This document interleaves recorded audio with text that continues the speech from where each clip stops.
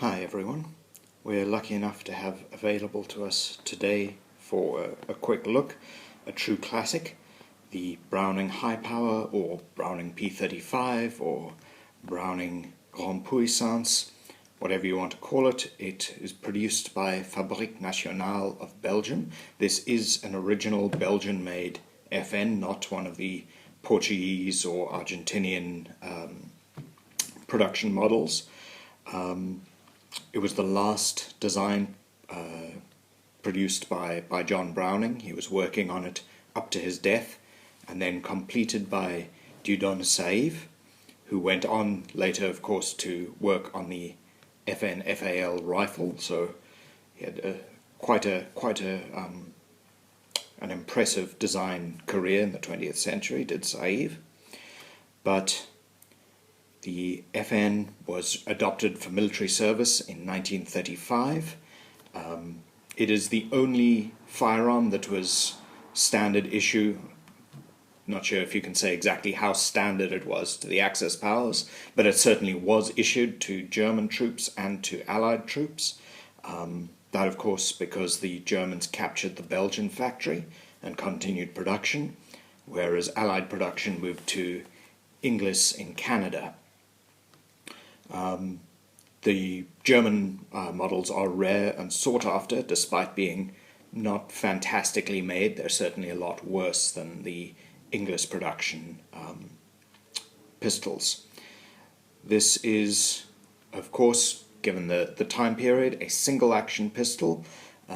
Many design elements are similar to Browning's earlier 1911.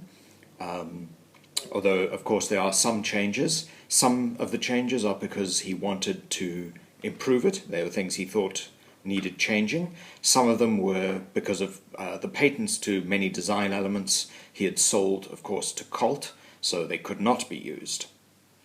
So there are a combination of factors going into the design of this pistol. Now that we've talked a little bit, let's have a physical, closer look. First, of course, a safety check.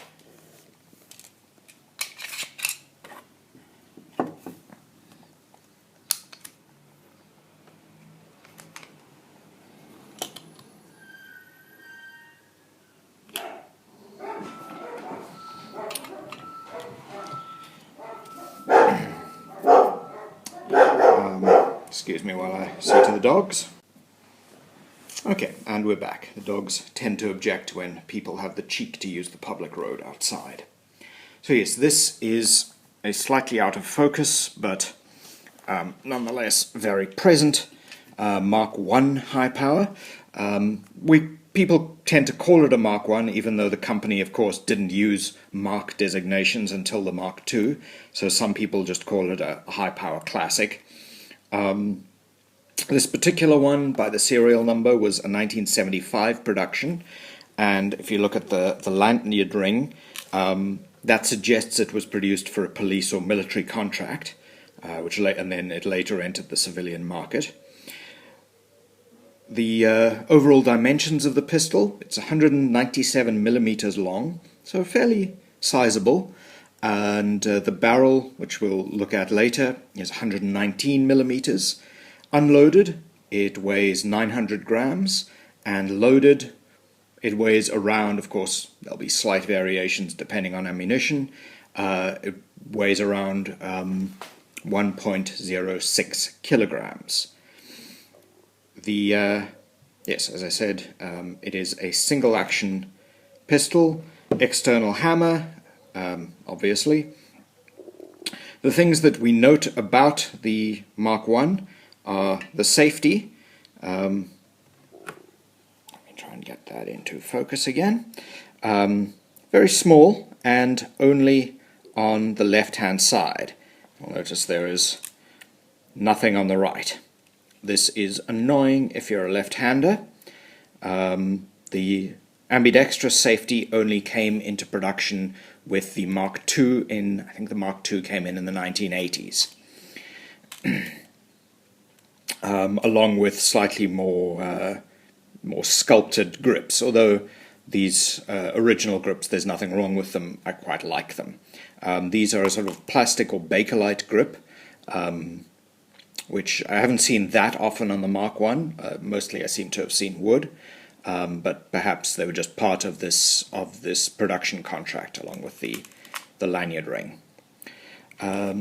It is, of course, a steel frame pistol, so it's fairly weighty and solid.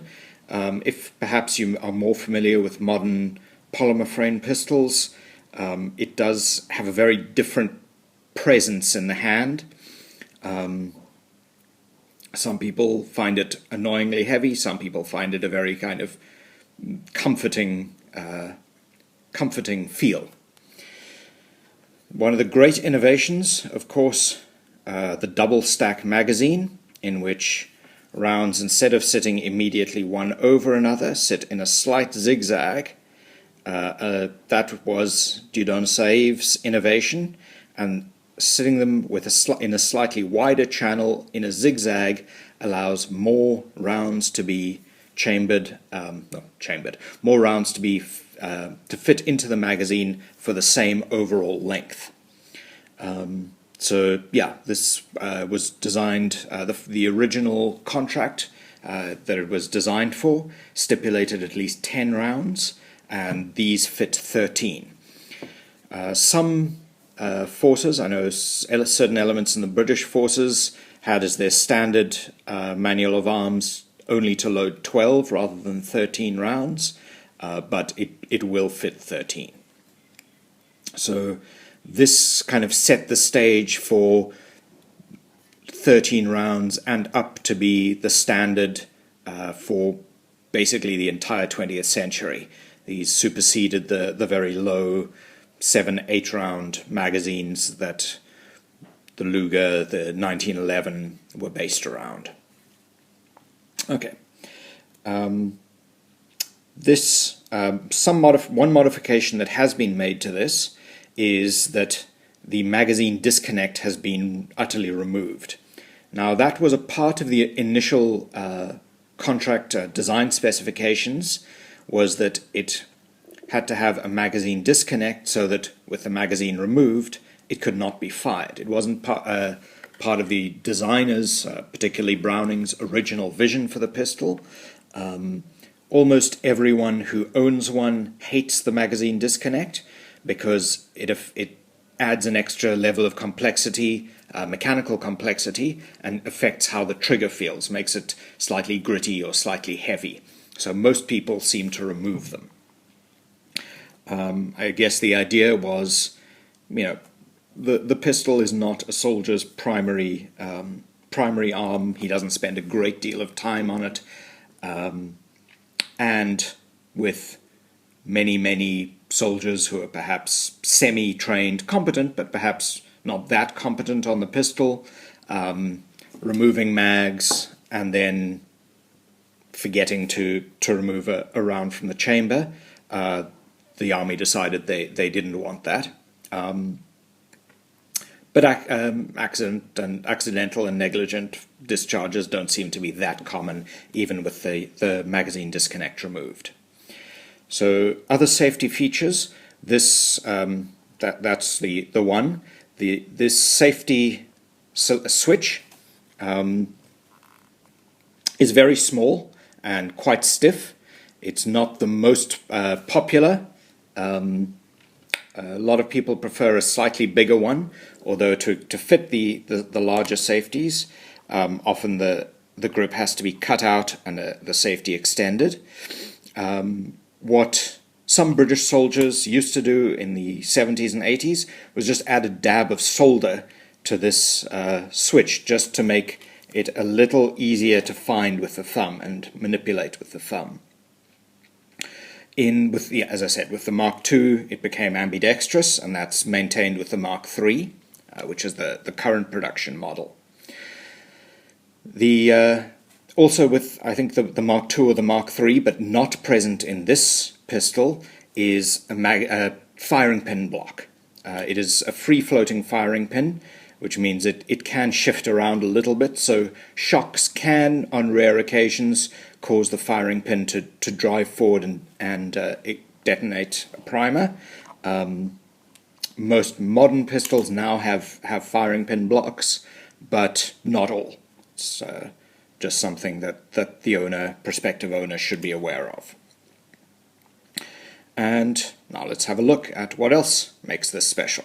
One of the things that makes it special is just how easy it is to break down. The slide pulled back and the safety engaged into the secondary notch. There's the primary notch that is used when one is just engaging the safety, and the secondary notch is here. Then this slide stop on the other side is a pin. One pushes on that pin with the finger, just jiggling it a little bit. That comes out.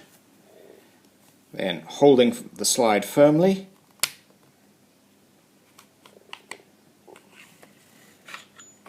the slide is removed. Okay, we have the recoil spring. I'm sorry for the focus, but my iPad has decided today is not a good day.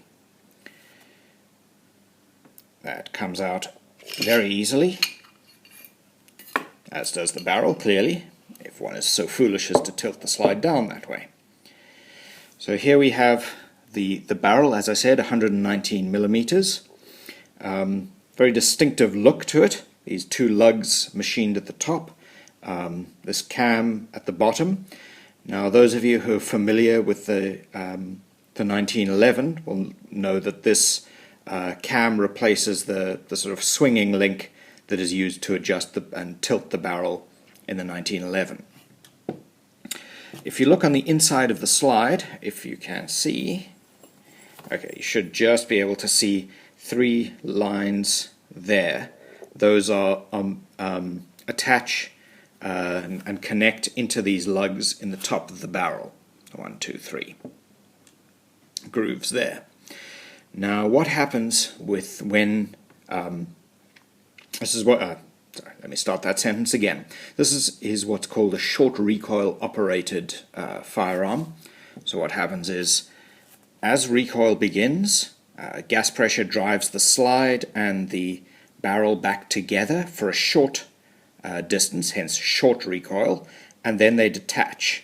The slide continues going back and the barrel tilts down. Tilt isn't universal. There are a couple of ways of achieving the same effect, but all the Browning models use tilt.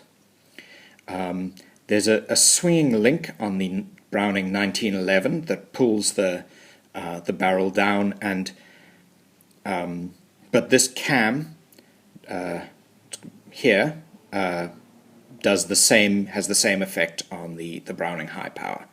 So as the barrel drops, these lugs detach from the matching lugs inside the slide, and the slide continues moving backward until the recoil spring compresses, stops it, and drives it back forward, where it picks up the barrel, hopefully having picked up a round if all has gone well.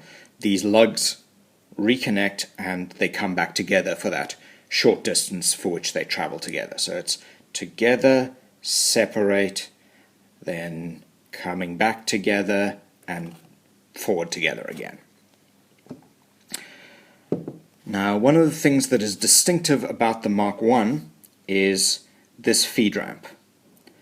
You can see, I wish you could see better, there is a distinct curve to it. Over there. And it's just a distinctly humped feed ramp that rounds have to travel down. Now that was fine in the 30s, 40s, and fine for military purposes today, because they have to use ball ammunition, of course, under the Hague Convention. Most police and civilians, however, sorry, that was awful of me. Most civilians, including police, however, use jacketed hollow point rounds, which instead of a nice smooth curve to the tip, slightly flatten out, which means that while a perfect sort of ball tip would slide up there very easily, sometimes the flatness, depending on exactly how flat the nose is on modern ammunition, will just stick into the hump and stop.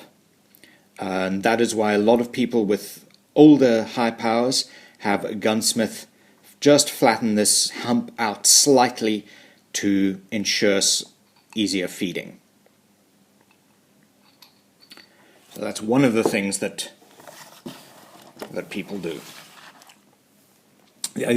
People also tend to, who own these older ones, tend to put a new safety on, slightly extended and often ambidextrous as well.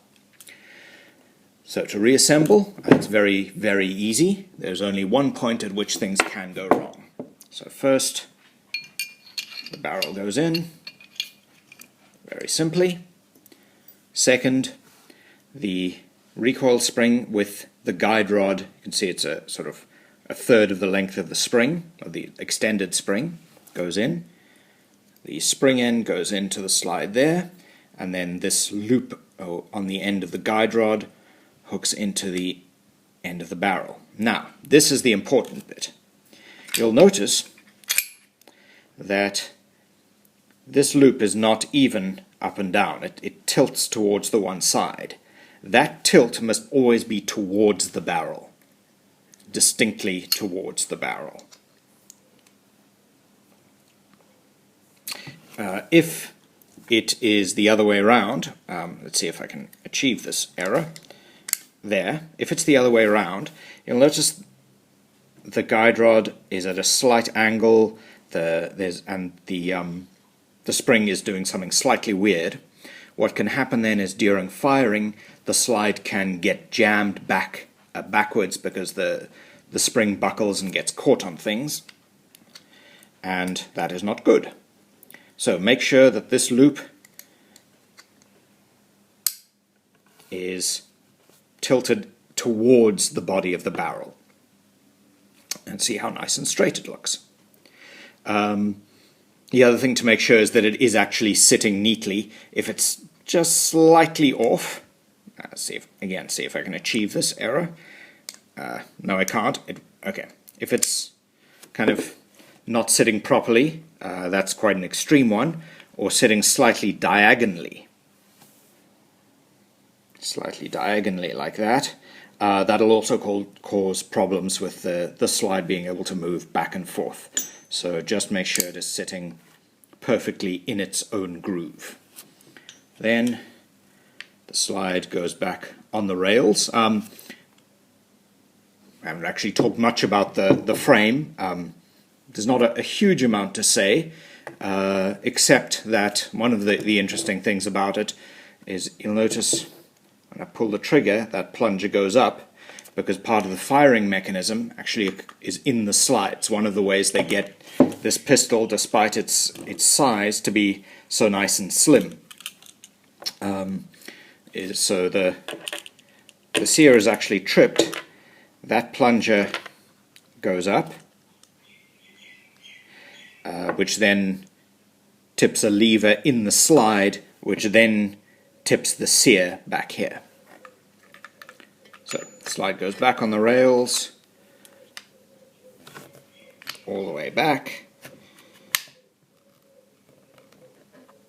Safety goes in there. Then we just jiggle the slide stop back into place. See that it moves freely there and under control. And now we see, of course, in doing this, well, in disassembly we cock the hammer.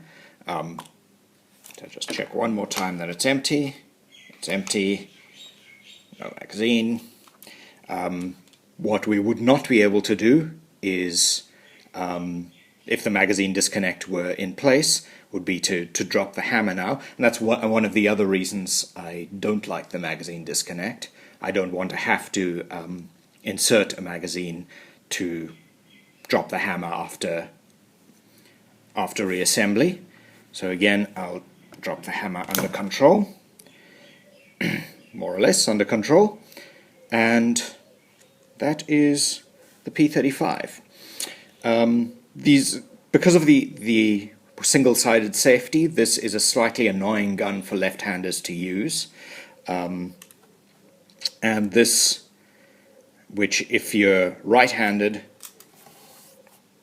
is fine, but if you're left-handed, just sits in the palm there. It doesn't actually affect firing, but it's certainly something that you're always aware of.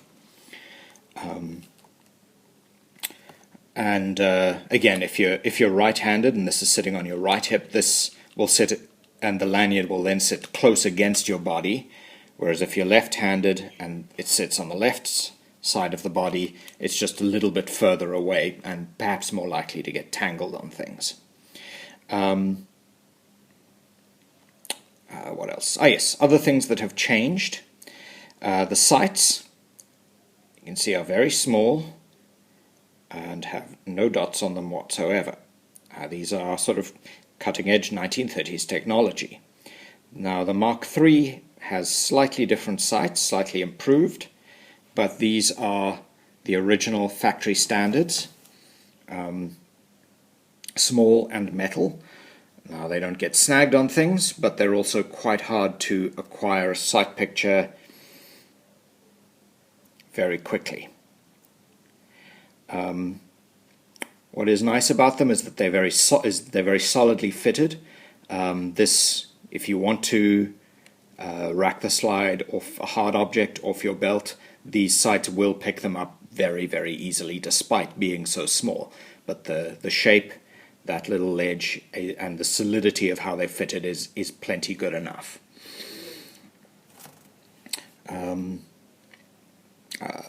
Just trying to think what else was on my list to say. Yes, the one change that did happen sort of during the lifespan of the Mark I. So not it wasn't a Mark change, but they did do it fairly shortly. Was this extractor? The original was internal to the slide, and there were endless problems with them breaking and being difficult to replace. So this extractor, this external extractor, replaced it. Okay, that's about everything that I intended to say. One last look at a beautiful piece of engineering. Thank you.